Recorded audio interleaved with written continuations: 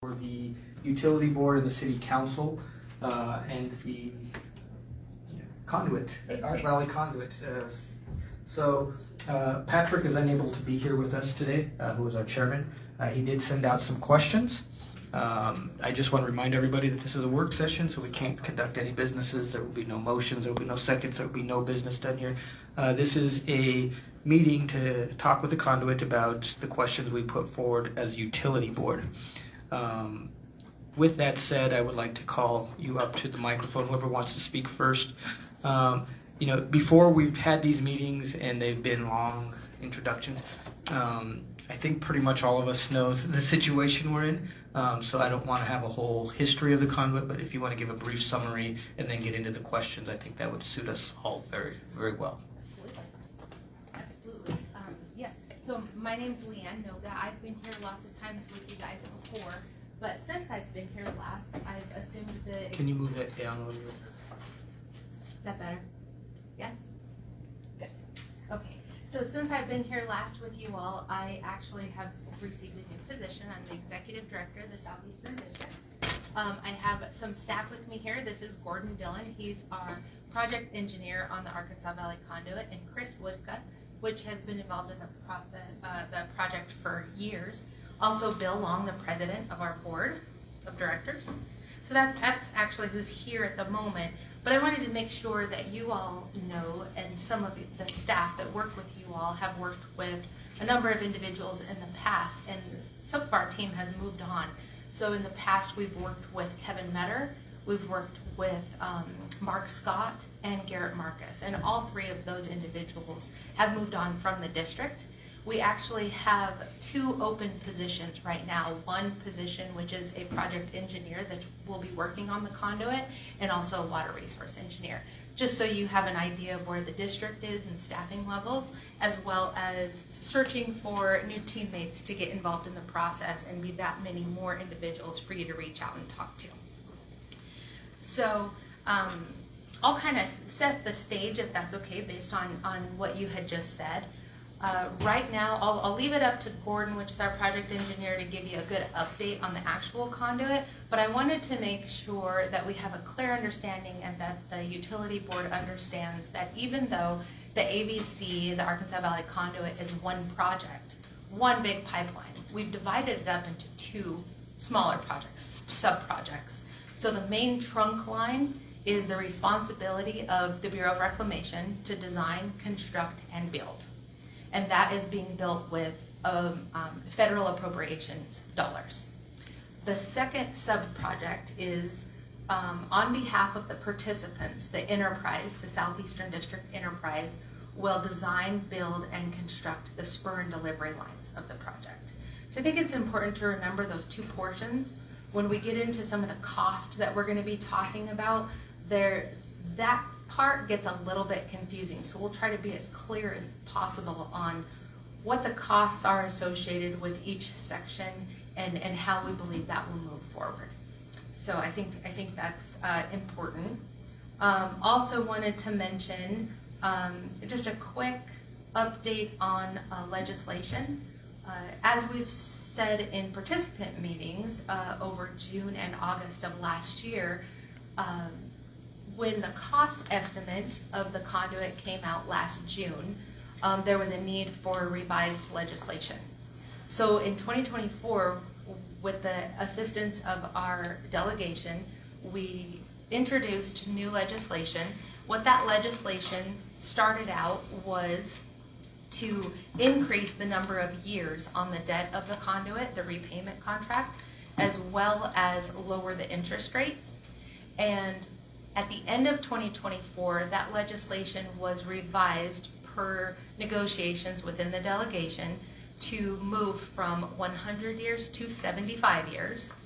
And it moved from the full interest rate that is currently in contract, which is 3.526, down to half of that interest rate. So even though in 2024 that legislation was not successful with that Congress, this year our update is that the legislation in the same terms with the 75 years and half the interest rate, the 1.523, I believe, is the interest rate, which we've penciled out some numbers, and according to the cost estimate, is affordable for the participants with the use of miscellaneous revenues. And we'll talk more about that, and that was in some of your questions too. So right now we have legislation pending, both in the House and the Senate, to bring the conduit back to an achievable repayment structure. Once we are hopeful that we'll get that legislation this year, like I said, we went back in April. It was a very productive trip. Heard a lot of positive, not only from the House delegation and the Senate delegation, but also the committees that this legislation is going through. At the earliest, on the House side, we would have a hearing in June.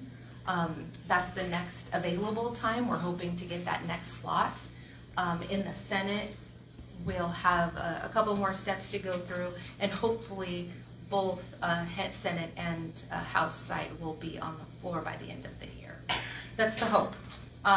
We will keep diligently working through that process, as well as working with our delegation to keep up federal appropriations. That's also in your questions too, and we'll look through that process. Federal appropriations have remained this last year at $13 million, and we're hoping to get an increase in that on an annual basis.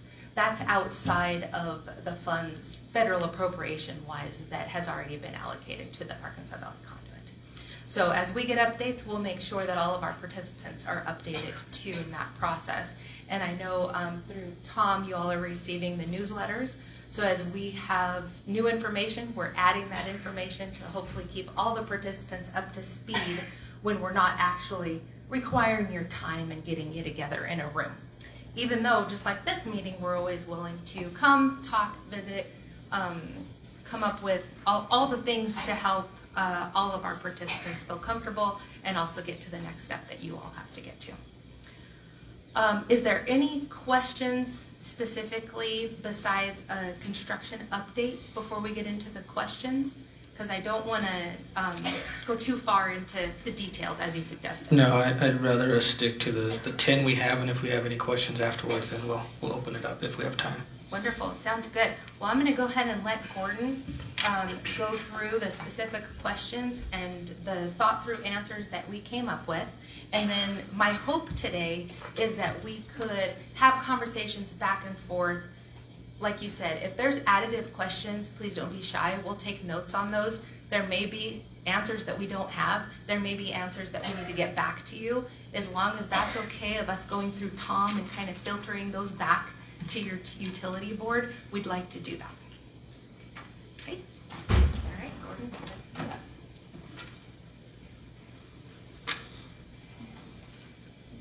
So, it started off with Tom here a while ago sent an email asking if there's any updates to the last presentation, and further conversation and emails with Tom came back with this list of questions. So,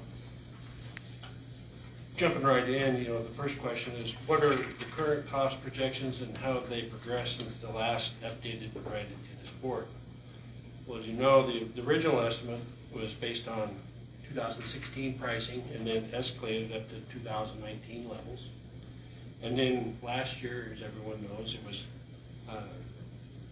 recalculated using 2023 numbers, and that's how it got to that 1.375 billion number. As you also know, the reclamation is responsible for the design and construction of the trunk line, and then the enterprise is responsible for the design and construction on behalf of the participants of the spur and deliveries. And that's around $75 million, right in that neighborhood. And that is also calculated into that 1.375 billion. The district has not provided participants with new and up-to-date individual costs at this point. As we explained last year in our June and August participant meetings, we've gone back, and Dan just alluded to, we've gone back a couple of times to Congress to lobby for the legislation. Any questions at this point? So are you saying the 1.3 is your up? Is that's the That's still That's the your same. fund. That's the number that was communicated by Reclamation last year, and that's, as far as we know, it's still the official number. so it hasn't progressed at all? No. Okay. No, and just to verify, the 1.3 is the reclamation portion of the project, and then the 75 million is the enterprise portion of the project. So the total project cost is estimated at 1.375 million, just to be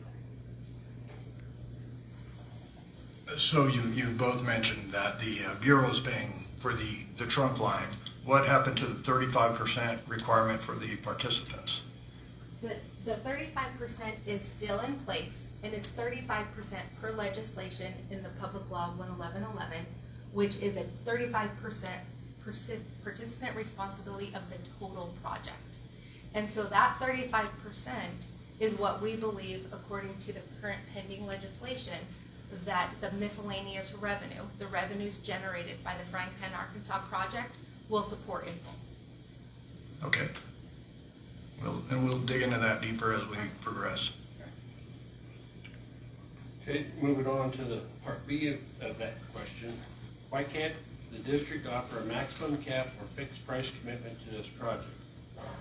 Well, in a bit of history, back in 1962, it was 100% of the participants' responsibility for everything.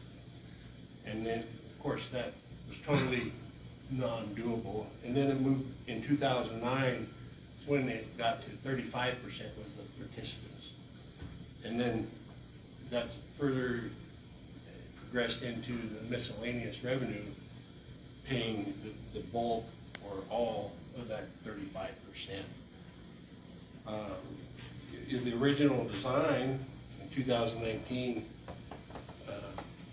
the cost was reduced in 2019 by 150 million by different rearrangements of locations of the trunk line, delivery lines, and so the cost has changed just because of alignment and requirements.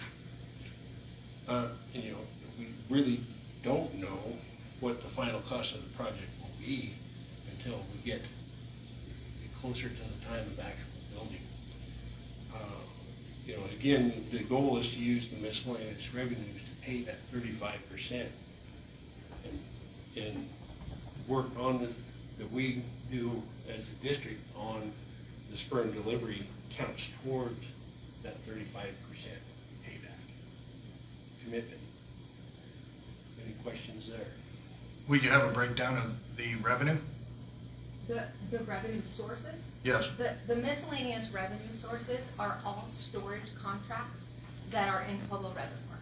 So any entity, whether that be a long-term contract, a short-term contract, they contract directly with the Bureau of Reclamation, and they are able to store their water in Pueblo Reservoir. They pay that money directly to the Bureau of Reclamation. Reclamation puts those funds, which equal about $3.5 million annually, into a fund. And per legislation, the Public Law 11111, those funds sit there, and they are for the sole purpose of the Arkansas Valley Conduit. If you go back and read the legislation, there was a couple other items that needed to be paid with those revenues prior to those monies being used for the Arkansas Valley Conduit. That was to settle up with the south outlet, that Pueblo Reservoir. It was also the Fountain Valley Authority payoff, and it was also Rudai Reservoir. And as of a couple years back, 100% of that has been paid for. So right now, all the revenues are secured and for only the purpose of the Arkansas Valley Conduit. So there's a couple of years of earnings that have been retained.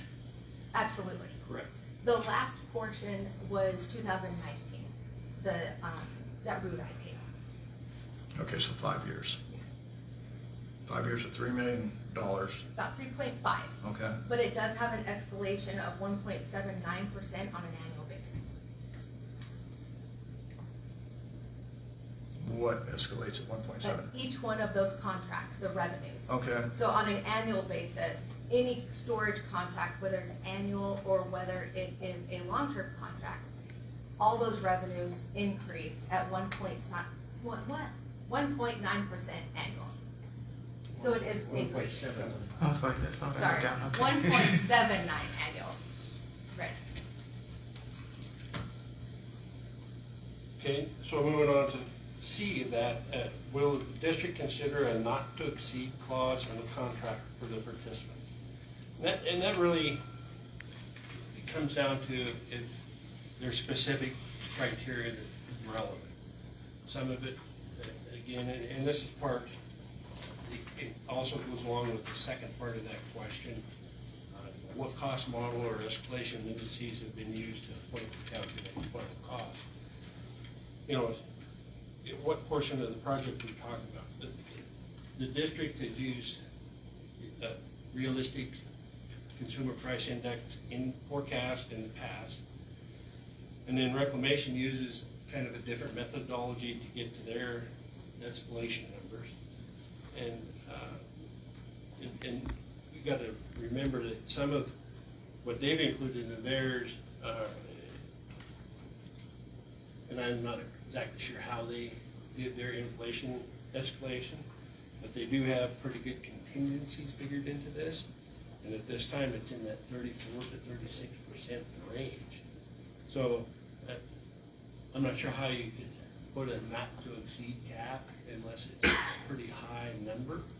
And then how, in the total of it, and the whole project, how do you make that stick over a period of time?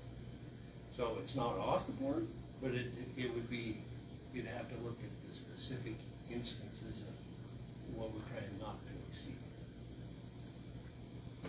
I'm going to go back to your not to exceed question. So I think just like the district, right now, as you all know, we have not signed a repayment contract with the Bureau of Reclamation on behalf of the participants. The reason why we haven't done that is because we need assurances that agreed we can pay for it, the participants can pay for it. Because in the eyes of the Bureau, the participants in the district are the same, right?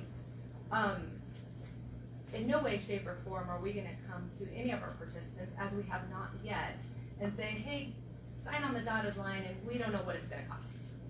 So when it comes to not to exceed totals, when we talk about specific criteria and what would be relevant, I would give an example of time.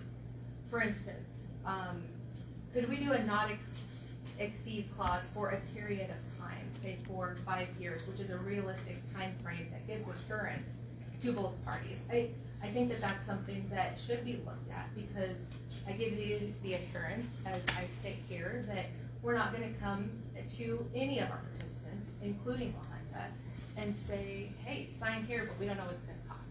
We understand that that's not realistic for the participants, but it is realistic that we have the project to serve the needs of the Arkansas Valley area. So, any questions on that portion? Okay, moving on. Are the shares of responsibility currently linked to La Junta that drive our projected cost negotiable? Well, all the charges and proportionality goes back to the original EIS done in 2013 in record of decision, and those numbers are based on the 2070 population build-up. So the capacity for that and the amount of water used that's projected to be used is based on that 2070 number. Now, is the population going to grow that much? I don't know. None of us can really look that far down the road and say, oh, Junta's going to grow by, I don't know how many thousand people by that time, and their use is going to go up. So that's what it's based on. What is it actually going to be? Hard to say. So, are those true numbers? I don't know. It's the best guess at the time. Well, and to add to what Gordon's mentioned, is that the EIS was a process that all participants walked through and provided numbers and agreed on the 2070 projection numbers. Agreed. We don't know what's going to happen in the future, but we had to walk through that process and make a decision at some point so that we can size the pipe to move forward. So that's really what it's geared towards, is in order to start the design and to start the building, we have to start somewhere with a projection, right? So that's, the pipe is sized for the projections that were listed in the EIS for 2070 projections.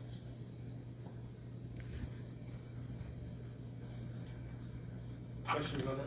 So that is negotiable? Well, I think that at some point it could be. I mean, if before it gets built here to this location, if any of the projections are following close, somewhat closely to what the original EIS was, I think it could be looked at. I'm not the legal side of this, but the practicality side of this. At the end, at the 2070 build out, it could make a difference of your water requirements. I think the answer is that it's something that we can talk through. Now, us as staff, we have a board to answer to, right? And so right now, the governance, and we'll kind of get into this into one of the questions too, the governance of the Arkansas Valley Conduit is the Southeastern Colorado Water Activity Enterprise Board, made up of our board of directors. Now, we've talked about, and La Junta has been involved in these conversations also as a member of a possible authority that would have decision control and putting the Arkansas Valley Conduit decision-making in the Arkansas Valley. We think that's important. We have not dropped that idea. We still think that we should move forward with some similar idea along those lines.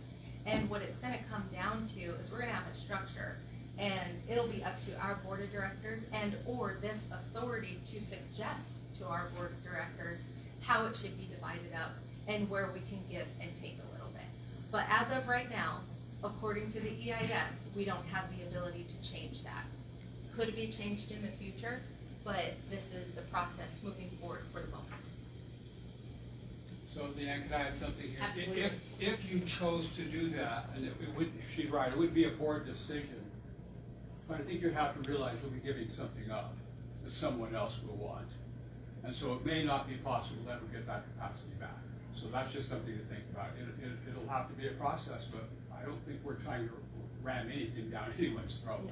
If there's a feeling that that's not what you need, then absolutely, I think the board would absolutely be willing to take a look at that. Because we do know that there are other folks who would like a little bit more, so. Agreed. Yeah, well, we're penciled in at approximately 30%. And that number, none of us on this board were on this board in 2011 when the MOA was signed. But just based on historical research as to why that quantity was requested was because the proposal was made, and again, this is just what I'm told by the Conservancy District, that this conduit's going to be inexpensive water. Somewhere, I've heard numbers from 40 cents from other participants, 40 cents per thousand, to, in one of the Malinsky book, he talks about $1. So it's like somebody says, hey, we've got all this water, and it's going to be really cheap. It's cheaper for us to buy it at 40 cents than it is to pump it out of the ground. How much do you want? Well, we want it all. We want all we can get. If we could sell you gasoline in the future for $1, how much would you want? Well, you're going to raise your hand and say, all I can get. The rules have changed. The cost is no longer 40 cents or $1. It's exponential. And we don't know if we need that quantity of water.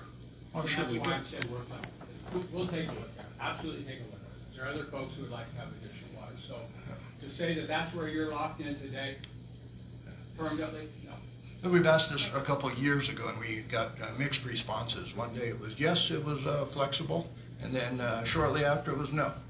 And I'll comment on that. I, on behalf of the district, provide an apology for inaccurate information and possibly answers to the same question with different answers. And that's exactly why we're here, and that's why we have come to you with a new communications plan, because we've realized that has happened in the past, and we're trying to avoid that in the future. We want to work as partnerships with all 39 of our participants, because we believe that that's the only way we're going to get this built for for the Arkansas Valley. And your explanation of a future board tying you into something right now that you're not sure that you need is a good enough comment for us to have a good conversation back and forth to determine what your needs are. And then it's up to us as staff to bring to our board a new option that says, hey, this is what this entity wants, this other wants a little bit more, and see if that is feasible for that other opportunity. Agreed. We want this to work for you. That's that simple. We want this to work. This has been a dream since 1962, so we're trying to find ways to make it work. And so that allocation that when we divided up the water, we also divided up storage space. So if you take a little less water, it will most likely impact storage.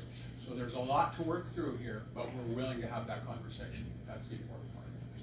So, and the use of that 2070 build-out number, that's just a maximum number that everyone could agree on to design to. Does it mean that you're going to use that number? No.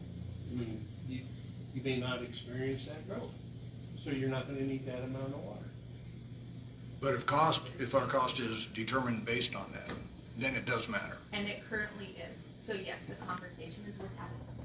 And then the 2070 projection, which we've seen that in other documents as well. And we don't have a crystal ball, but the population of southeast Colorado is declining, has been declining, and short of some miraculous change, it's going to continue to decline. As agriculture water leaves, there's less and less opportunity in this area. Agreed. And even though I think what we're referencing are pretty detailed technical conversations that I'd absolutely love to sit with Tom and or any one of you all that sit on the board, I think we can have those conversations and come to a ground where we're understanding all the specific concerns. And then on our side, we're kind of talking through everything that it triggers so that you all have a good understanding of what the give and take is. And as far as capacity, when you start talking, the numbers, your number could change a bit. It's not going to have an order of magnitude change. I think you're somewhere in the 2070 number, and I'm working off the top of my head, it's like 2,200 acre feet a year is the projected use. Unless you went to something like half of that or less use, it's really not going to affect the size of the pipe. So the cost of the pipe is not really going to change. So it would change a little bit, but it's not going to, if we go from a 24-inch pipe to a 18-inch pipe, you're not going to see an appreciable change in cost. But we do understand long-term, that is how your costs are divided up, and it is a concern. And so, absolutely hear you. I think we should have some good conversations about the details behind it. Yeah, let's go to question 3. In current projections of funding, it is predicted that the project will run out of money by the time the pipeline reaches Manzanilla. What happens to the project and the project participants if that occurs? So there's a couple of things on this. In the past, there's been points where there's been little to no allocations, and the project still hasn't stopped. And know that, and this comes from the most recent trip to Washington, that reclamation and the district are committed to this project and its completion. Now, exactly how that appropriation happens or where the money comes from, don't really know at this moment. And I can answer that. So as you all know, in January of this year, we got $250 million towards the project. That was from the BIL monies. That will be money that sits there to be used, and that is figured into the Manzanilla reach. So a big takeaway is, it is correct, the Bureau plans to go through Manzanilla with construction, but with the funding that we currently have sitting, they plan to design 100% of the conduit, which is a really big deal, right? Because if you, I'm sure you guys are aware and have lobbied for different things also, when you go back to Washington and you have a shovel-ready project that is fully designed And a big chunk of it built, it's a little easier to talk them into appropriations. And so that is the goal of us, not only us, but also reclamation, is to use the funding we have sitting to not only build all the way to Manola, but also make sure that we can get 100% design done, so that when we're asking for appropriations, they know, especially in this current administration that we have that is interested in infrastructure and building, that we keep continuing to get annual appropriations. Like I mentioned, we are up to about 13 million in the last year. Hopefully in this year too, we're going to be looking for additional higher dollar amounts in future years, and we continue to work hard on getting those additional funds moving forward. So, and I know on the reclamation side that the area manager, he is looking at all the other areas also, and if they have a project, another reason to have it shovel ready. If another project completes or isn't going to be built, he's gonna snag that money. I know he's committed to doing that. Well, and in the reclamation budget, there has been, as a result of the BIL funds, the bipartisan infrastructure law funds, there's been a number of projects that now have been completed as a result of those funds. We really got our big start with the Arkansas Valley Conduit with that. We will need much more appropriations to finish it, but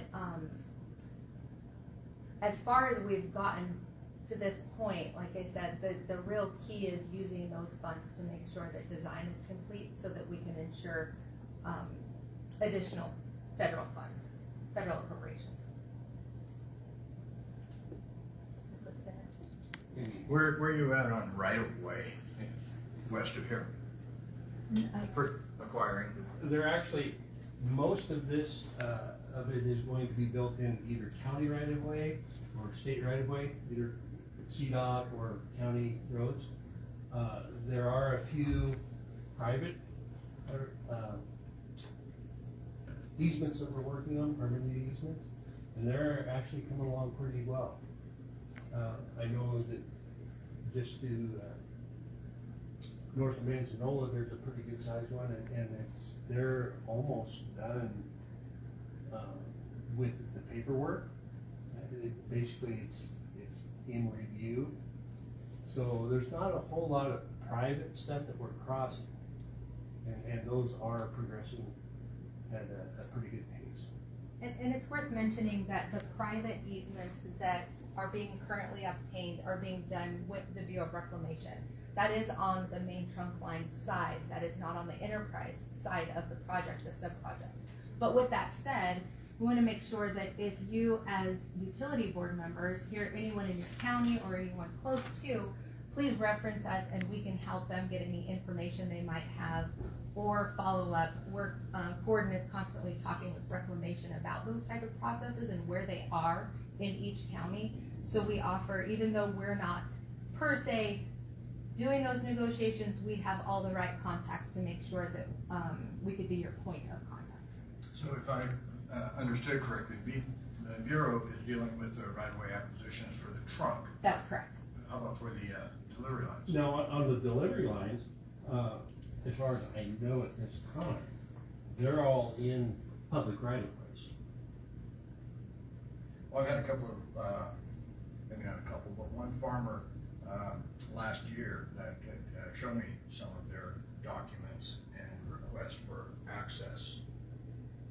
Now, there could have been, and I think I know what you're talking about. That was all reclamation, seeking permit to enter to do some geotechnical exploration stuff. This was not for permanent access to, or it might even include a bit of construction access, but not for permanent access for the pipeline. That will all be out in the public right of way. And just to clarify, to add to what Gordon is saying, yes, Reclamation is walking through some of those projects, some of those processes on lands. When it comes to the spur and delivery lines, we have not walked through any of that. We are just completing on the spur and delivery lines the 30% completion of all of the spur and delivery lines, the environmental. And so our next step at the enterprise level on the sub-project for the spur and delivery lines is to 100% design from the start to Manzanola.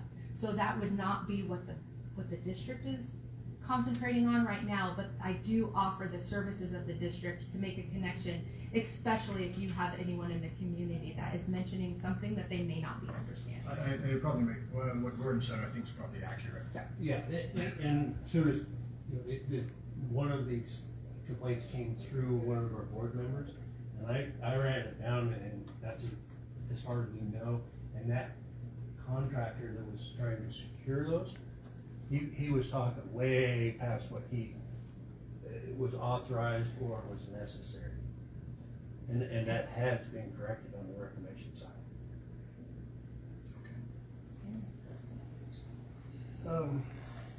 So, this is a big one and I can understand. Will there be a cash call ahead of project completion on project participants to fund the progress of the pipeline?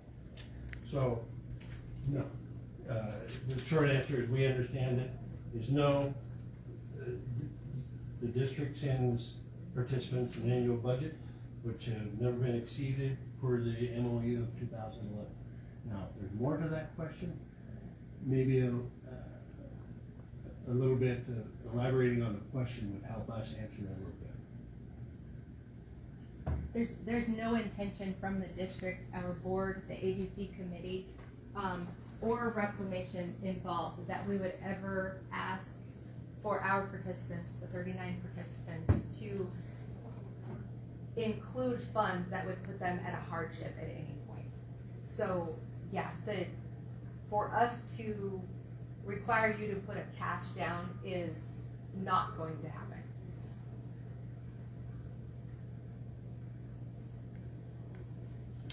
So question 5 talks about the miscellaneous revenues, and I think Leanne's already explained that one pretty well. Is there any other questions on that one? And just to read the question, itemized revenue stream of outlining the previous miscellaneous revenues that have been mentioned that reduce costs of the participants. So just to verify, 100% of those miscellaneous revenues that are generated through the Fry-Ark project will go to the ABC on the 35% participants side of the equation. So if there's any other specifics on that, I'd be happy to answer. You know, you mentioned appropriations a little bit ago. Mike. Oh, sorry. Through the appropriations at the federal level, when they appropriate money, it's for all projects in the West or existing projects, correct? Or is this a standalone appropriations? This is a standalone. The Arkansas Valley Conduit has its own line item in Reclamation's annual budget. Okay, thank you. Yes. So moving along here, as La Junta constitutes such a substantial stakeholder in this project, we are curious how an oversight and a board advisory board may be structured. So it was proposed in the past, a water authority would be formed with the 6 counties that the ABC passes through, along with the 2 home rule cities, Junta and Lamar. And each have a member on the board, so for a total of 8 with the district hosting it. Now, as Leanne alluded to, talked a little bit before, if the board is not, a water authority is not formed, then the enterprise will be the operating authority.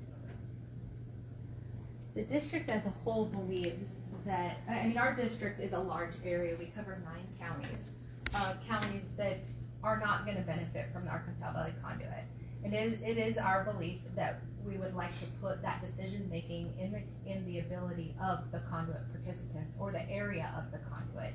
So we do believe that some type of a water authority or governance would be really good for the participants.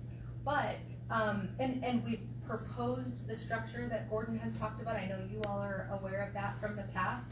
That structure could be talked through and all the above. It is not until we actually create the structure, we have the process, that we have agreement and governing documents that says who gets to do what and who is all included. The reason why we thought through the counties and the two home rule cities is mainly because having a board of 39 participants could be hard to make good equitable decisions in the future for the conduit. That's why we come up with that structure. It's a thought through structure that can be talked through and figured out.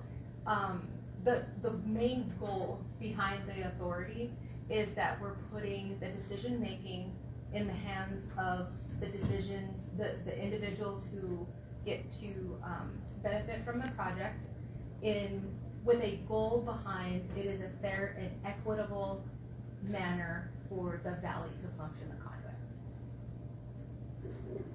So, and then the other part of that question, what opportunities municipal participants like the Junta may have to share representation and voting rights on the future decisions? So the final representation and voting rights will depend on the final governance documents. The goal is that decisions to be made by participants in the Arkansas Valley for the valley in an equitable manner. So, you mentioned before, you do have a pretty substantial piece of the water in the pipeline. So yes, I mean, in the final documents, that may be reflected in maybe more than one representative. I don't know. It's definitely detailed that we could sit down and hear your thoughts if you see it different than what we've presented it in the past. It is an idea. As a whole, Otero County is going to have two representatives, somebody from the city and also somebody from the county. With the current structure that we presented. So, moving on to 7, what happens to the project if more participants decide to opt out? The one participant that did opt out, things were redistributed a bit. There are specific things per the 2011 letter, MOU and a letter that was written in October of 22. And this is for any of the participants, not just Junta. Agree that they are no longer eligible for Napani water, which is exclusive to the ABC participants. No delivery lines will be designed or built to that participant. Fry-Ark first use water will be put into the conduit and may only be available to be in the pipeline. And finally, agree not to be eligible to ABC at any future date. And to give a little bit of background on that, the one participant that dropped out of the conduit was St. Charles Mesa. We have had others that have dropped out, specifically Fowler, Avondale, and Chiraw, and then all 3 have chose to get back into the conduit. Just to walk through what happens when they got out in the past, and then when they got back in, what happened. They were required to back pay all of the years that they were not in the conduit. Those funds were then offset other participants for the current year.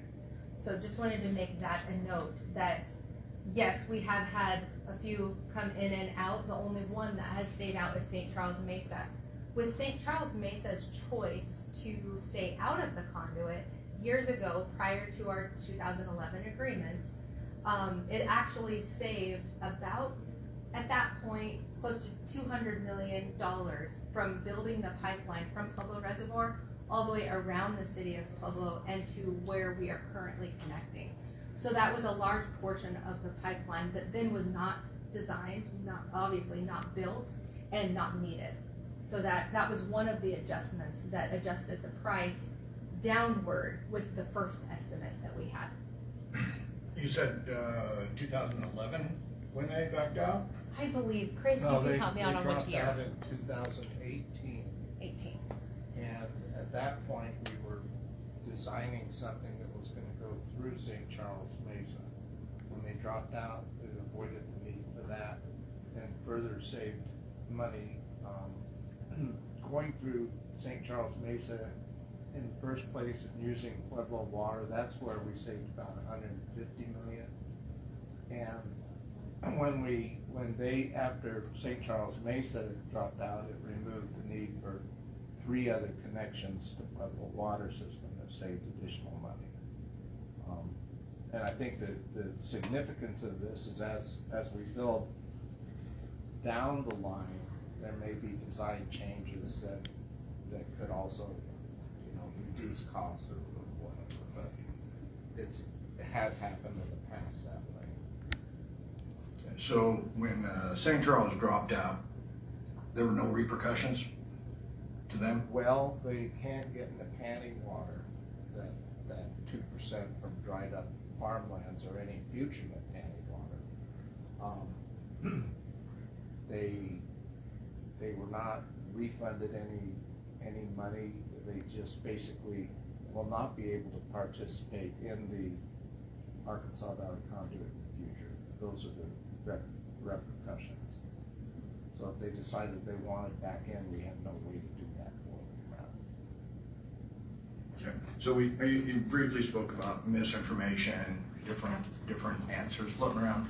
So we've heard the 150, you said that. We've heard this today. I've read that prior. I've also read a document from I believe he was the assistant of the Bureau, some number 2 guy or some assistant with the Bureau. When he was the letter wasn't about that, but he was making I think he was in front of Congress talking about they were trying to get 20% for the participants. This was prior to the 35 when it was still 100%. And this guy was up there not necessarily campaigning. He was an opponent of it and could not support it. But he talked about $30 million savings. I've read that number also. But $150 million savings is a short-term savings. It's $150 million of capital that's not being spent installing a pipeline. In lieu, we're tying on to Pueblo that in 2020, in 21, I believe it was initially it was supposed to, in 21 it was going to be $2. The forecast was $2. These are all documented numbers.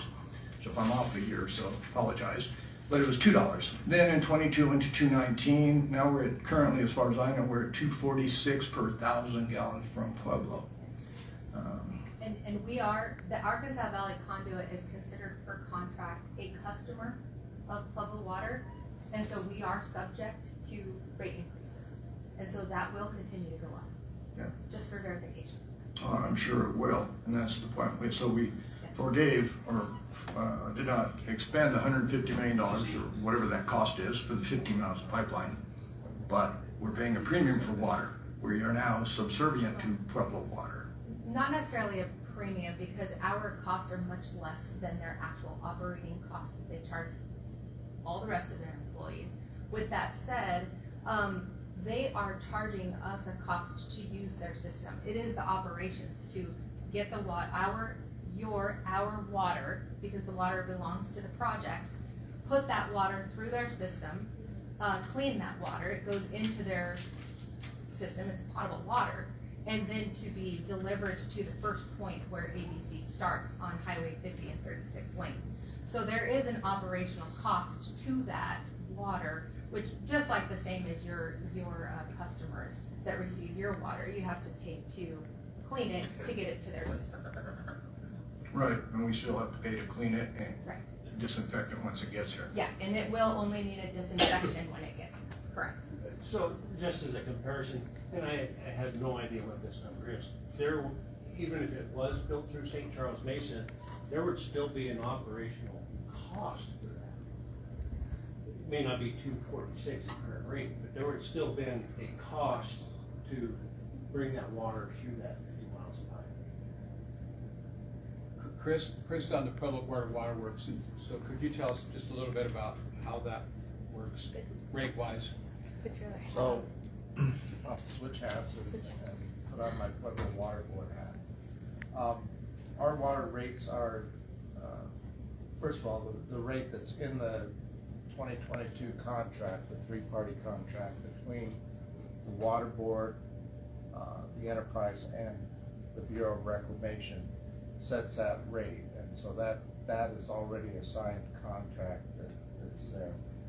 In coming up with the rate, Pueblo considered those parts of its system that were needed for the things Leanne was talking about, the initial treatment of the water, filtration of it, you know, and then blending the water through their system and taking it out to 36 lane. How much does all that cost? So the rate that that costs Pueblo is about 2/3 of the rate that the customer in Pueblo paid. And the rate won't go up any more than what our customers' rates go up. For municipalities along the Front Range, Pueblo has the lowest water rate of any of the municipalities on the Front Range. So our goal on the board has always been to keep those costs as low as possible, and with the addition of more customers, that will have the effect of lowering the overall cost for all of our customers, you included. So, if that makes sense. There's one other benefit that we don't ever talk about that's important working with Pueblo, and that is if any of us are short of water, project water, Pueblo has lots of water. They sell it to lots of folks. And we have not negotiated that contract, but if you're in the market to buy more water for, let's say, La Junta or Los Animas, we're looking at $10,000 an acre foot or more if you want to own the water. And then getting it to Pueblo reservoirs by exchange, all that would be very expensive. So having a partner like Pueblo, if we're short of water, has great value to it. Because their water is diverted at Pueblo Reservoir. So anyway, that's just a benefit that we have not ever talked much about, but having an alternative supply of good, clean water is, to me, very important. Yeah, and I would say one last thing about Pueblo, you know, we're not out to make a profit on this. Tried to come up with a rate that was fair and equitable for the work that's being done. And by no means are we trying to make money off this project. It's another customer, and I think another benefit that Bill didn't mention is that if there are technical problems with the conduit, you have a source of highly trained operators and other technical people who can come in and help out the conduit as well, which we would do for any part of our water system. So.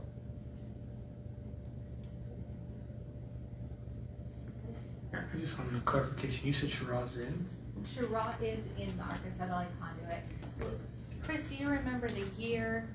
They sent a letter to the district in, No, prior to that. 2013 when they jumped in and out. Yeah. They jumped in and out. Now, we did receive an email years ago from, I believe, the mayor, saying that they didn't want to be in the conduit any longer.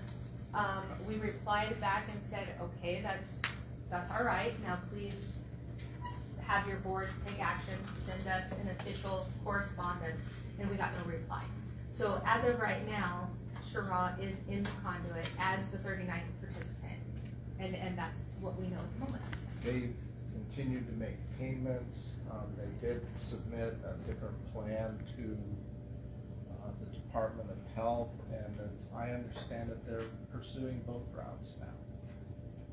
Building their own plant, and they haven't officially dropped out of the conduit. So why, you regularly state 50,000 participants, the number is actually 36 based on your documents. Why do you keep saying 50? That's based on the 2070 population, so rather than put a different number out there all the time, we just kept that. That's a number the Bureau uses. Yeah.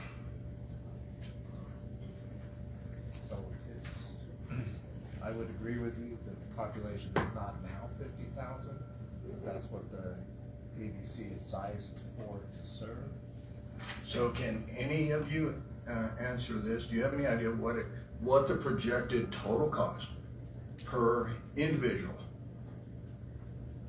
is? How much do you propose to spend per person, per capita? I don't have an answer for that. And the per cost totals, I had mentioned earlier that we have not went back out to the participants and updated any estimated costs, and it goes right back to legislation. We have got to get the legislation that has been proposed in order to get to the repayment contract, and in order for us to be able to go back to the participants and talk through agreements, whether it be this, capped for a 5-year period like you mentioned, or whether it be a long-term, this is what we're gonna have forever. We have to have the adequate calculations to be able to come back and give you those totals. And so we are not gonna come back until well after legislation, when we have the ability to take the new cost estimate, apply the legislation responsibly, and be able to explain the line item numbers and your costs to you. Well, I'll answer my questions. It's over $38,000 per head, per person. Total cost at the current budget. And I just question what portion you think that covers. Total dollars spent. I'm not talking, I'm not looking at this as, imaginary money or pennies from heaven, dollars. US American dollars. Total 1.375 divided by 36,020 people, the actual residents based on the, some of the, previous documents we've received, it equates to $38,000 per person. I can assure that it won't cost that in the end. What we mean it won't cost that? It won't cost that per Well, the because of, participants? right, it won't cost It's the gonna cost participants. that. Somebody's spending that money. So the 30, remember, we have the miscellaneous revenues that we anticipate with legislation pending will cover the 35%. Now, what is responsibility of, and that's why I made sure there was a difference between the trunk line and the spur and deliveries. The spur and deliveries are the responsibility of the enterprise on behalf of the participants to design and build. That's the estimated $75 million. So yes, if we had no option to go get any money anywhere, it would be a $75 million price tag for the participants. But this is why that total is not true. Even though 75 million will be credited towards the 35% on the total project, the actual cost for participants will be much less. We've explained that we have a $30 million grant from CWCB, and we are currently in the process in the next couple of months, I'm hoping, we'll have a final contract, with a partnership, which will allow us to use SRF funds from the Water and Power Development Authority Board to leverage that 30 million into 60 million. And so if we could take that 30 million, get a loan from SRF funds, and get 50% loan forgiveness, which is the current plan, we would be able to leverage $30 million of grant for $60 million of work. That leaves $15 million. That's what that $15 million is the portion that we are unsure yet. And there's other grant opportunities available that we have not secured at the moment. All right, so that 15 million is out of the 75 million participant fees for the distribution lines. Yes. 35% of the total project, that's 35% of 1.375 billion, is $481 million. Right, so Right. from So- the credits that we get on the spur and delivery lines, at 75 million Okay. per se, plus the miscellaneous revenue, Okay, so if will we, cover the 35%. so that's where I question, I have to change my arithmetic, but if I can do it.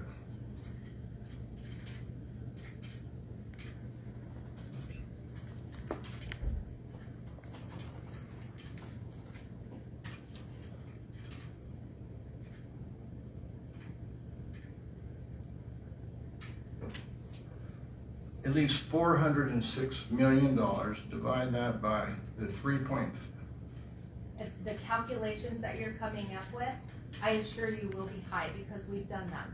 But that is the entire reason behind the legislation in lowering the interest, which will change those numbers, as well as extending the payment for repayment period. that's another one. Sticking to this, at $406 million, 481, 35%, less 75, at using 3.5 million of, your, revenue, the revenue, $3.5 million, not without getting into the inflation, the 1.75% or whatever was the escalation each year. At the $3.5 million a year, it's 116 years. There's also, along in the miscellaneous revenue, there's also escalation on that, so. Right. This year, it's 3.5 million. Down the road, I think, and I could be wrong on this number, I think I've seen, the annual total is somewhere around 9 million. So, I wish it was a don't think simple you're the first person equation. to put numbers to it, because we have a Bureau Reclamation, retired, Valley Red, Colorado Water Conservation Board, he's an attorney. He's been working on these numbers for years. The two committees, the Senate Committee and the House Committee, they specifically look exactly what you're looking at. Exactly what you're looking at. They've run these numbers. Congressman Hurd, Congresswoman Bober, and the entire rest of the Colorado delegation support this. When we were in Washington 2 weeks ago, Senate committee staff and House committee staff both were in favor and had no problem with moving this forward. I will tell you, if you're saying that's a lot to spend per person, wouldn't disagree with you. Agreed. Wouldn't disagree with you a little bit. But this is part of the original project. This is how we serve and send clean water to everyone in the Arkansas Valley. You have problems that are different than other folks. About 18 or 19 of them have radionuclides in their water.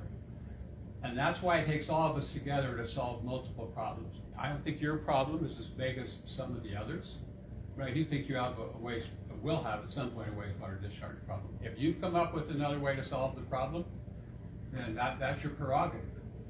But we have thoroughly vetted what you're talking about. And you're right, it's a big number. Well, can somebody provide that? 'Cause I mean, it's just arithmetic, it should not be that complicated, but just looking at the big picture, it just doesn't make sense how $3.5 million is gonna escalate at 1.something% per year and pay off $406 million. Then, talking about that, and then the loan, if currently is at where your proposal's a 100-year loan? No, No. No, it's a repayment contract with the Bureau. So that is a repayment contract with the Department of Interior through Reclamation is a little bit different than a loan. But it is a repayment contract. How's it different than a loan? Well, there's different stipulations, and it's not quite the same as a note from a bank. This is a repayment contract for a project for participants within the Fry-Ark, Arkansas project. Okay, but we're still, the participants are required to pay that back. Yes. And if it's 100-year, Right now. what is the lifespan of this project? I don't know. well, go ahead. Yeah. The pipeline, there's certain factors that come in with design life of different components. But I mean, it's 200 to 300 years. You are gonna have operation and maintenance costs in there to replace some parts of it. There's, right here in La Junta, there's houses that are still being lived in that are over 100 years old. But they were paid for. They were paid for way beyond the 100 years, not a 100-year project that you're Correct. continuing to pay for. And this thing's not gonna last 100 years. The pipe's gonna have problems, everything's gonna have problems. It's gonna need to be maintained and replaced and repaired, which is additional cost. And we're still paying for it. Correct. So I mean, the SDS line is an example of that, Mountain Valley Authority. I mean, they both built pipelines that are essentially the same. And they're looking at the same kind of operational costs, somewhat. Yes, I agree. But the cost when they constructed those pipelines, it was considerably less. Agreed. Not SDS, it was nearly $1 billion. Was it? Yes, 900 and some million. And that was a few years ago, too. 10 years ago. So one thing we're missing here, I think, is that we don't have a contract for repayment with the Bureau, but they continue to build and fund it. We are not, the Southeast District is not going to sign a repayment contract that is not favorable to the lower Arkansas Valley. It's that simple. There's no requirement that we sign a contract. And they continue to build. We've gotten, what's the grand total bill money we got? 400 and something? 500. 500 and some million. 500 million. 500 million. So they've just forked over $500 million And they're still building. Is that simple? Correct? with no No repayment. requirement to repay? The only assurance they have is the 2009 legislation that Leanne referred to. It will direct miscellaneous revenues for as long as it takes for repayment. Prior to the 2009 legislation, which we worked on very hard, that money was just going to the Treasury for use of the Fry-Ark project, which we as taxpayers helped build. In the 2009 legislation changed it so the money just didn't go to the Treasury. It came back to the Arkansas Valley to build the Arkansas Valley Conduit.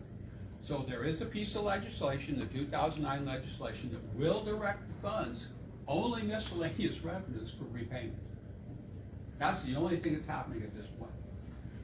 The Bureau of Reclamation, we started contract negotiations with them about a year ago, February.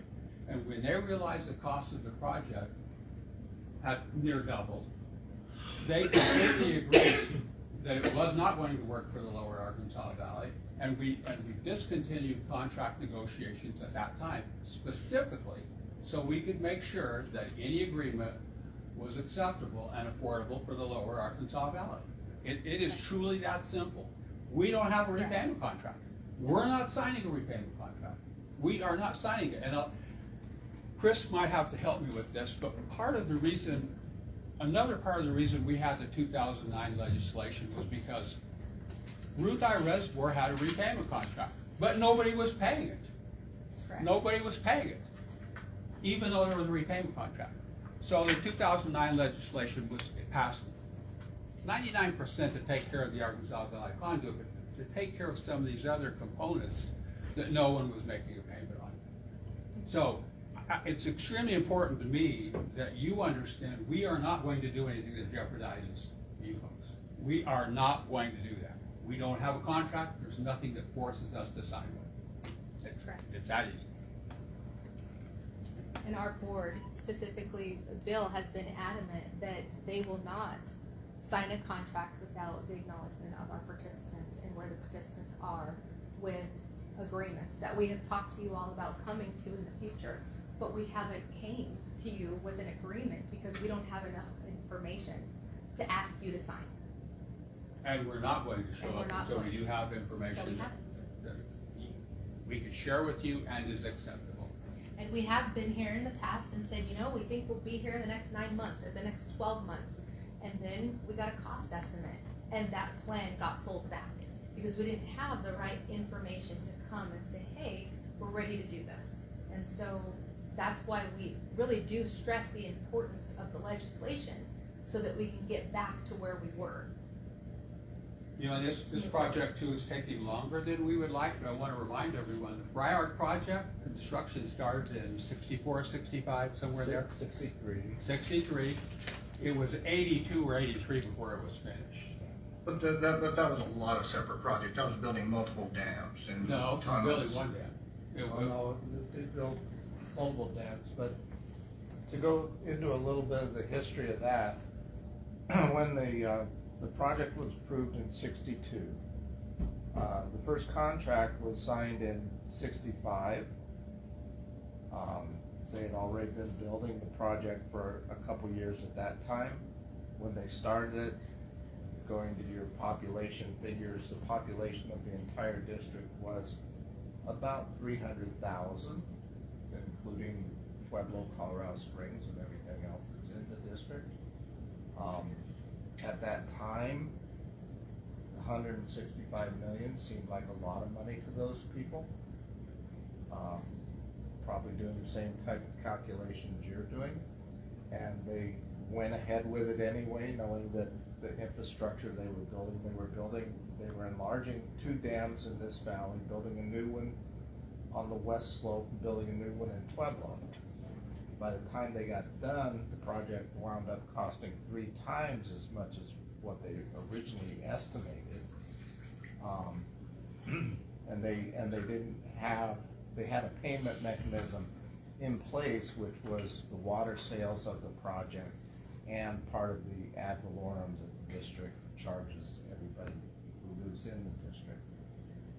When, by the time you got the project built and the new contract signed, there still wasn't confidence that the people in the valley would be able to pay it off. But like we have a mechanism with miscellaneous revenues, they had a mechanism with power revenues that would have covered the unpaid costs had Colorado Springs not grown, had the rest of the valley been unable to pay. So Reclamation is pretty confident that they'll be able to finish this project. And it may take 20 years, but I think that's the kind of thinking that went into it, is that you're not, nobody would undertake any kind of large infrastructure thing if they didn't feel like they could pay for it. Roads, whatever, power grids, everything. It takes a good plan to start out with. Will that plan change over time? Yes. But we need to, I think for the progress of it, you can look at the Fry-Ark, Arkansas project and see how that worked. And I think you know, if you look at the numbers, they might seem astronomical, but I think there's mechanisms in place that will make that work over time. Along with that, since it's a long-term project, what's the rate of water loss in the 39 prospective participants to this that disqualify? And how many right now would be disqualified because of that? I've heard different numbers, and I've never seen it documented anywhere. Each 39 participants all have a different loss rate. They're all across the board, from some being very high to some being very efficient. With that said, there is not a document that exists right now that says that each participant has to be under a certain total. Will they have to be, and will we have goals to get them to a point where they are losing less water and that they're putting in the right infrastructure? Absolutely. That has to be a part of the plan, because we have a responsibility as a stewardship of the project water for the Fry-Ark to make sure that we're not wasting it. We have that responsibility.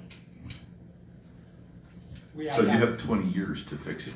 We have time to fix it. Well, the municipalities don't. I mean, and the likelihood of turning on a participant that has a high loss, that if we put a plan in place over this period of time, you're reducing your loss by this much, that is probably going to have to be how we move forward. But again, things that we still have to sit down and figure, and specifically which each participant, because each is different. And just to chime in on that, you know, having worked for municipalities before, can you get to a zero loss? Absolutely not.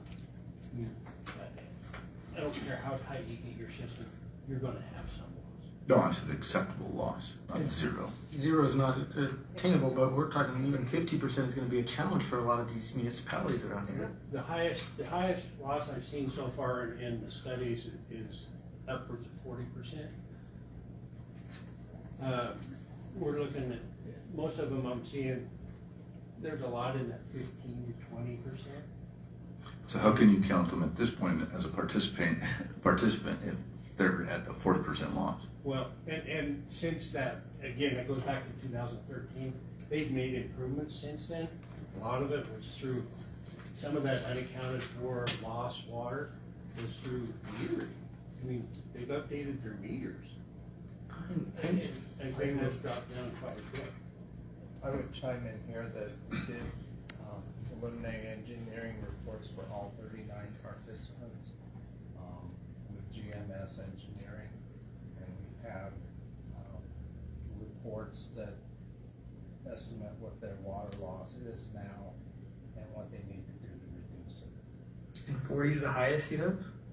Yeah, or the highest end was 40, as Gordon says, there's a fair number in that 15 to 20% range, and there are some who are down around 5 or 10 because of that. And that 40%, they put in a meter program, and that has got that 40% way down just with accurate metering. Well, we kind of got sideways here, so Yeah, if we get sorry. back to the questions, we have like 3 Okay, more let's that we have to knock out. Start with number 8. We'll get back with number 8. So what agreements or legislation exists that requires project water to be delivered exclusively through the conduit? So this is again governed, those policies are governed through our district board and our allocation policies. And this is, we've not started that process yet. And it is, part of it is, it's communicating to bodies such as yourself and the other participants that it is coming, and it is on our allocation committee's to-do list to get those started and in place, and they're not too distant. Certainly before water's starting to flow. Well, it's important to mention that we will communicate through participant meetings as well as through our newsletters when when the allocation committee of our board decides to walk through amending the allocation policy as to if the pipeline has been built to you, you take your water in the pipeline. We're building a pipeline to provide the water. So at that point, the expectation is that you're taking the water in the pipeline. If the pipeline has not been built to you yet, and you're using Fry-Ark water to augment your wells, the status quo remains. And that is what we will be walking through a discussion. None of that is in writing, and none of it has been secured yet. And like Gordon said, has not started yet. It's a to-do list item for our committee, which will go through the committee and the board, and we will make sure that Arkansas Valley Conduit participants are aware of when that's happening and invite you to be a part of the process. Leanne, would that not be part of the conservation plan that will be required in the contract, repayment contract with the Bureau? It could be. I don't know that answer. Sorry. We currently have a requirement Yes. for conservation. Yes, we do. So, I'm just gonna say this back to you. You guys tell me if I'm Sure. right or wrong. So if you build it to us and we choose not to use it, you think that we should have to because you built it to. No. If you're in the conduit, if you're a conduit participant, and we have built the pipe to you and had your connections, your delivery lines, all of the above, the expectation is that your project water will be delivered in the pipeline and not through augmentation. That has been stated prior. That still remains, like I said, not a part of current policy yet. Could I ask you a question though? Absolutely. If someone decided today that they're not in it, let's say La Junta, we're not gonna build the spur, We're not gonna build the we're spur. not gonna build the spur here. Well, You this- still we- get we- your allocation of frying pan project water, but what you don't receive is Napani, that additional water specifically for the conduit through the allocation process. So your allocation will change based on that, and we can have all those specific conversations.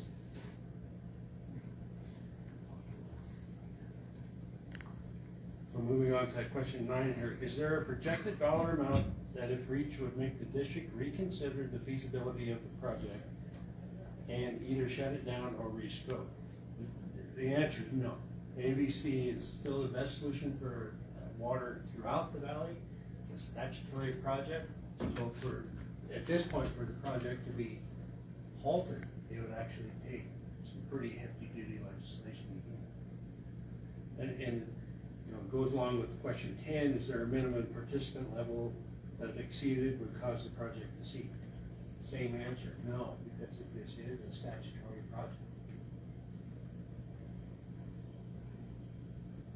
So, and then Leon already touched on question 11.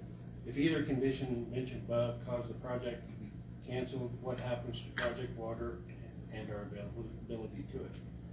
it's not built to you, then how you get your water now remains the same. Again, you won't be able to give any of that penny water. Just what you have now is what you got. It adjusts the process a little bit because I want to make it really clear whether a participant decides to be in the conduit or not, you're still a member of the Southeastern District. And we still have a responsibility to provide our district constituents water. And so the Frying Pan Arkansas Project water is a part of the process and the good that we provide to the Southeastern District. So what changes is another and a different part of the allocation that is only secured for the conduit. So like I said, it gets a little bit detailed, but the district is still here to provide services for La Junta and Otero County and all of the entities within the Southeastern District. We're building a project. We're trying to finish the last portion of the Frying Pan Arkansas project. That doesn't exclude you from being a part of the district, nor would we ever believe it would. All right. Well, thank you for answering all those questions. I'm sure we have a couple more here before we wrap up. I just want to say, we can't change the past. We can't go backwards. And, you guys have people that are no longer on your board or doing what they were doing in their positions. We also have a new city manager that's sitting right here at the end of this table right here. So, the team that was here for the first utility board vote has changed a little bit, but so has some of the information. And I do agree that you guys have done a better job at getting us some information. There was just so much bad communication going on before that it was really hard to even think about decisions when, you're getting told one thing one day and something absolutely completely different the next day. And it's hard to do business that way. I think a lot of us up here agree that this is a great idea. What it comes down to is it comes down to cost. And it comes down on what we have to tell our residents that they're going to have to pay. I've heard a bunch of different numbers thrown out there. It's going to be 3 times, it's going to be 4 times. It's going to be nothing. It's going to be, we're going to get this money that's going to pay for everything and all that. And it's hard to know what to believe. Okay. So that's where we're coming from. It's not that we're anti-conduit. It's not that we're pro-conduit. It's just we want to do what's best for our residents. We want to do what's best for the valley if it makes sense dollars-wise. Now, if it doesn't make sense dollar-wise, we're not all facing the same situations. We're not all facing the same radionuclides and all that stuff. We all have different issues. So from my standpoint, if we could make it make sense dollars-wise, share these numbers with us. You get people up here with calculators and doing algebra. But if you guys have already done the math, if you could share that with us, then we wouldn't have to try to do that on the spot. So I think that would be my biggest take back to you guys, is to just share as much as you can with us when we ask for it. That's absolutely our goal. And as I said, when we started our communication plan in 2024, you are a constituent of the district, our enterprise, and a conduit participant, and we're here to answer questions. We might not always have the right answer, but the biggest reason, the goal that we had today was to come and make a relationship, make a connection, and give you the individual that you should be calling and talking with when you think of something. Or if you have a constituent of your own that just doesn't really understand or know what question to answer, call them and let us have a conversation with them. Let us sit down with them. If you want to be present or not, I agree with you in open communication, and inconsistencies, I'm looking for them. I would like to clear them up because there has been a number. Another thing that I thought was awkward about the previous conversations, it seemed like we were all being told different things at different times, where we never had one big meeting to where, we're all being told the same thing at some time. South Swing's being told this, we're being told that, Ordway's being told. There's all these different things going around, and it felt like we were being separated and being told different things. And that causes a lot of mistrust through a lot of the valley, and then you start playing the game of telephone. So this is what I heard, well, is this what you heard? And maybe they didn't even hear it right. So it just, if we could do more community-based meetings, I think that would be a big plus for everyone in the long run. Agreed. The monthly newsletter we're sending out, does that help? I get that before. I mean, I guess it goes to Tom, me, and I don't know if all the utility board members. I glance it. It helps, but there's stuff that we asked in this today that was, I don't think I was ever going to see that because that's not what I was looking for. Agreed. And that's the same message over. So if you have questions that you think we can try to answer in those newsletters, we'll try to do that as well, because then we avoid what you just suggested. People get different messages. I think, if you maybe share from this meeting at one of those newsletters but that's all you guys to, yeah. If, with your permission, we'd love to write up a article. Chris is our article writer. I can't take credit for any of the great articles in there, but that we were here and that we shared information and that's what we're doing. That is it. What you said is in getting a better communication, and I 100% agree, and that is one of my biggest stance at the district is to communicate and remember why we're there, and to remember that we have constituents that we need to get out and talk to and hear, and listening goes a long ways. We can tell you a lot, but sometimes we just need to stop and listen, and I can know from experience and a 20-year project, don't know how long it's going to take, but I can guarantee you the Southeastern District's not going to give up on the Arkansas Valley Conduit. Neither is Reclamation, but we also can't do it without the participants. We're doing this for the participants, and it's going to take all of us. So hi, like the mayor said, I'm relatively new here, been on the job a little less than 90 days now. And I apologize if some of these questions are real rude and rendering. But just to confirm, how many communities does this project potentially impact? 39. 39, okay. That's what I thought I heard. Participants are not necessarily towns. I mean, there are some of them like North Holbrook. 39 water providers. 39 water providers, okay, that's fair. And so how many are currently on the ABC network? 39. 39. All 39 are on board with it, okay. And how many are actually getting water? None at this time. None. They are getting project water through the Fry-Ark, Arkansas project, but we are not delivering any Arkansas Valley Conduit water currently.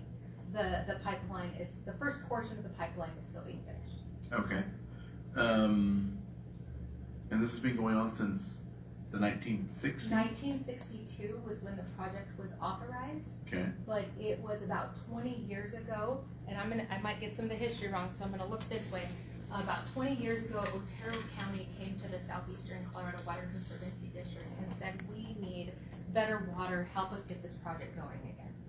And so that's where you see the history of the legislation that removed the cost from the participants more to the federal government, to that 35% we referenced. And then over that 20 years, in 2022, we started construction. Yes. 2020, yeah, the first contract was 2022. 22. So actual construction started in 2023. So it sat dormant for 40 years? Is that? Absolutely. And that Yes. was the 100% participant payment. Mhm. And it sat dormant because of the cost, because it was impossible for the participants to pay for 100%. So that's what led us to these legislative changes that got it to an area in which we can push the numbers that participants as well as the district be able to. Okay, so there is actual line being built Yes. today. Correct. If I may just give a bit of a construction update, I mean, I'm pretty close to that. So there's two reaches being under construction right now, Boone Reach 1 and Boone Reach 2, which terminates at Boone. And then also and both of those are somewhat nearing completion. Boone Reach 1, they'll finish sometime this summer. Boone Reach 2 will be closer to probably this fall, winter, just because of some utility relocations. Can I stop you for a second? Are you saying Boone or Boom? Boone. Boone, thank you. And then what we call the injection site, where we receive the water from Pueblo, we have to do a chemical injection to take out their disinfection, to basically get raw filtered water, where then it enters your system or your particular disinfection. So that's under construction. That particular contract is having a bit of a struggle, but I anticipate that they will have, their construction is currently scheduled to be done somewhere mid to late 27. And at that time, that's when the first water, given that all the other legislation, payback contracts, all of that other stuff is done, that's when water can start to be delivered. Okay, and is that the trunk line we're talking That's about? the trunk line. Okay, so they're. Avondale and Boone also through ARPA money have, Avondale's delivery line is currently already built and in the ground and sitting there. And I don't know why they did this. They also installed Boone's, which is about 50 feet of pipe. It's sitting there ready too. But, and as this progresses, and the full intention that as these lines progress, that when Fowler gets to Fowler, their line comes off. When we get up to where it branches off to go up, we call it Sugar Citysburg, which will take in Crowley, Holy Springs, Crowley, Ordway, and then it's Pipeline, Sugar City. When we get there, that's where line takes off. Okay. That's good. I want to be respectful of your all time. If we could sit with your city manager directly and make sure that he has a good feeling on the entire project and understanding, I want to get back to the mayor's comment of making sure that we don't go into too much detail. Well, one of the, If I can, how's that too much detail? That seems like very basic things, right? I'd come out and meet with you, or if you're in town, meet, or I can. And if this is appropriate, we'd be happy to. I just have one continue. more question. I mean, how many spur lines have been built so far? We haven't built any spurs yet. The first one will be the Sugar City spur. So is it none or two? Two delivery lines Two have been delivery- built. Two deliveries. Okay. Yes. A spur line is defined by more than one participant. Okay, thank you. That's all I have. Thank you. Sorry, Mike. apologize. So, I think it's good that we came, we've made a little bit of headway, but we need answers. And we've talked, you said, yeah, and we've been a little more forthcoming. I like the letter, something, otherwise we're in the dark.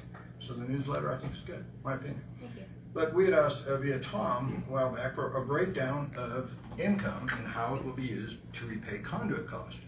And again, the answer is miscellaneous revenue is stated to recover the cost of the conduit. It's not a breakdown. Again, today, for this current list of questions, we asked for an itemized list, because Bill says it's been calculated. We'd like to see something, because that's it. Show us. The arithmetic just at glance does not make sense.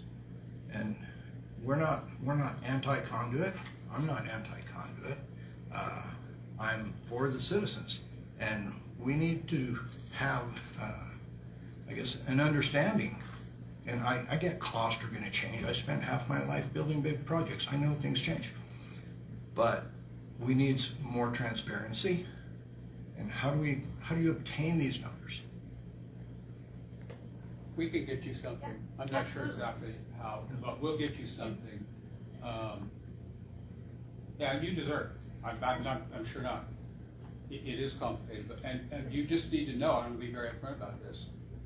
75 years out, we're making some assumptions too, based on who will still be contracting to utilize the storage space and public revenue, public reservoir.